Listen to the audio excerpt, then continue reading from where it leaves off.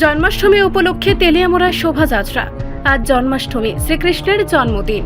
এই পবিত্র দিনে তেলিয়ামুড়া নেতাজিনগর স্থিত শ্রীকৃষ্ণ বিদ্যা মন্দিরের উদ্যোগে শ্রীকৃষ্ণের বিভিন্ন রূপকে কেন্দ্র করে এক বর্ণাঢ্য র্যালির আয়োজন করা হয়।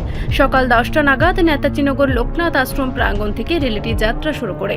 সেখান থেকে এটি তেলিয়ামুড়া শহরের বিভিন্ন পথ পরিক্রমা করে রঙিন সাজসজ্জা, শ্রীকৃষ্ণের জীবন চরিত্র ফুটিয়ে তোলা ঝাঁকি ও সঙ্গীতময় পরিবেশে পুরো শহর উৎসবের আবহে ভরে ওঠে।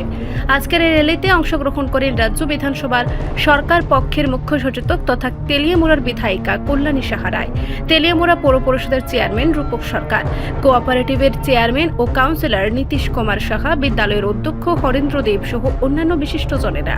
শোভাযাত্রায় যোগদানকারী সাধারণ মানুষও ভক্তিময় আবহের মধ্যে শ্রীকৃষ্ণের জন্মাষ্টমী উদযাপন করেন।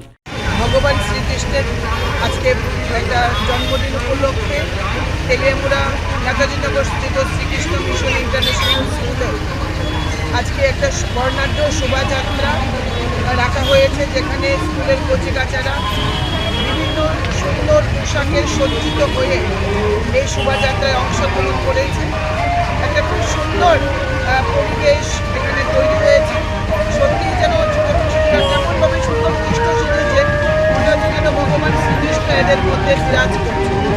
সুন্দর বর্ণাঢ্য লেখি সারা তেলিয়ামুড়ার রাজপথে আজকে চলছে এবং প্রত্যেকের মধ্যে একটা খুশি আমেজ আমরা দেখতে পাচ্ছি। শ্রীকৃষ্ণ মিশন স্কুলে আমরা রিপোর্ট সংবাদ প্রতীক্ষা।